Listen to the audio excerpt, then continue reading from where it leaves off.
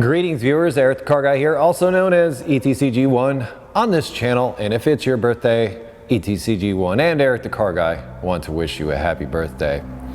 Today's topic, my dealership experience, and before I actually get to the meat and potatoes of this story that I'm about to share with you, I first have to backtrack a few weeks. About a month ago, Brian and I were working here in the shop, and I can't remember what the reason was, but Brian went over and went to open the hood on my 2004 Element. When he did so, he accidentally broke off the part of the hood latch that you grab in order to pop that thing open. And at the time, I wasn't necessarily happy about this because I've got to say replacing hood cables is not fun. And in order to repair this, you need to replace the entire hood cable assembly. My initial solution was to use Q-bond. In fact, you can see the remnants of it on the back of this. So I Q-bonded this back into place and let it sit up for the rest of the day. And I came back at the end of the day and very gingerly opened the hood and called it done. And just remembered that the next time I went to open that hood, I had to be careful. Flash forward to today. Actually, it was a few weeks ago. I had gotten the recall notice for the inflator on the airbag of my 2004 Element. I scheduled the appointment, and the appointment was this morning. And I've got to say, from the moment I walked into that dealership, and it was the same dealership where I recently purchased my 2012 Odyssey. And by the way, a little bit of clarification on that Odyssey. I actually paid $2,700, actually $27 and some change for it. It was about $1,800 in taxes. What I had quoted in that previous video was actually the total cost that I had incurred in the loan. So truly, the cost of the van was actually $27 and some change. Just clarifying that. Anyway, same place that I bought that van, I took this in for its airbag inflator recall. When I initially called and made the appointment, they said it was going to be about an hour. Having been a dealership technician, nothing sucks worse than wait or warranty repairs. I said to myself, you know what? After I leave the gym in the morning, I'll just drop the thing off, come pick it up around lunch, give them a nice window of about 4 hours to do whatever it is they got to do it. They're on their own time. They won't have to worry about it. Other than the fact that it's just stupid warranty work. And I totally get that. In fact, I think I've even done videos about it. I get to the dealership and drop the Element off, and I've got to say, from the moment I started talking to the service writer, I didn't like his attitude. I just didn't. And I could tell by his slightly bloodshot eyes that maybe the night before might have been a little bit more fun than usual. Been there myself, not judging. So I could see that, you know, maybe he had not gotten enough sleep, let's say, and just chalked it up to that. But the tone was a bit rude. Some of you may think that I'm wildly famous and I get recognized no matter where I go. That is not the case, and I'm fine with that. I don't want to, you know, just like throw my thing around everywhere. That's just not what I'm about.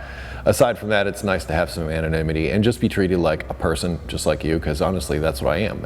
And part of this experience helped bring me back to where a lot of you are when it comes to getting your vehicle serviced. I'll get back to my story. Anyway, I turned down the multi-point inspection, which, you know, I understand their perspective. You're bringing something in for warranty work only, which means they're basically going to make no money on the deal. And Honda's the only people that are going to pay them, and they're not going to pay them barely anything to do it. I get it.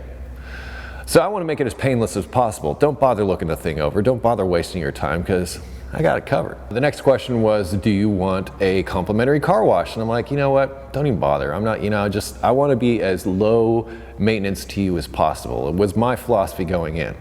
But it's just the attitude that I got back was not so good. In fact, so much so that when I got, my wife followed me up in that new van, and I got in the van to drive home and told her, I was like, you know what?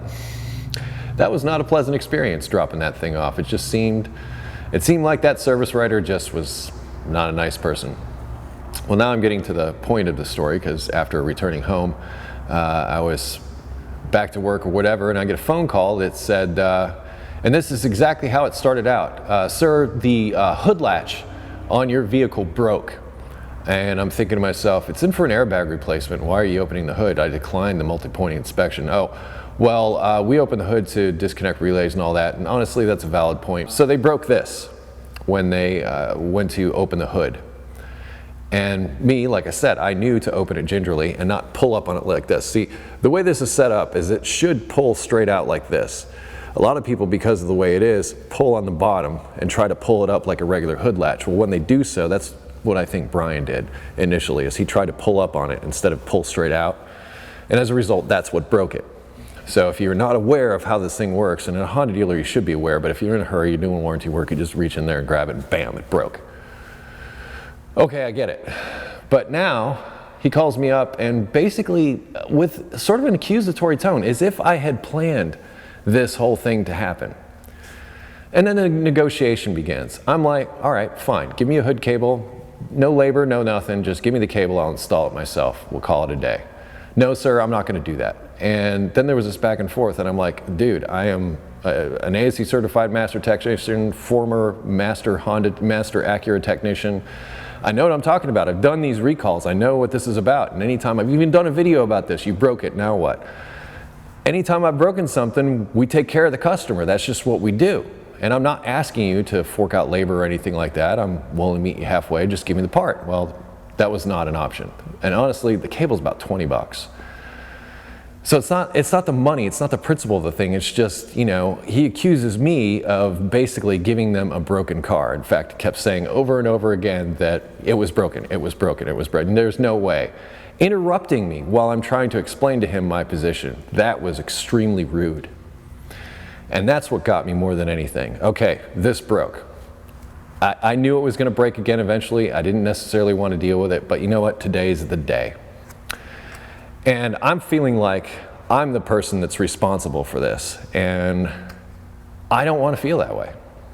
I went back to the dealership, and while I was on the phone with him, I said, let me talk to the service manager. Long pause. The service manager's busy right now. I'm like, okay. Went and got my wife and said, drive me back to the dealership. I need to talk to somebody. And I got there and I talked to the service manager, who was a nice guy. Wouldn't be a service manager if he hadn't dealt with some difficult customers, trust me. And I didn't walk in there like that. The whole time I'm driving out to the dealership with my wife, I'm thinking to myself, okay, what is it you're really upset about here? Are you upset that they broke this? Or are you upset of how you were treated? And I kept coming back to, I was upset because of how I was treated. I was treated like basically, I was treated like it was my fault. And that's what got to me. That's what really burned my biscuits.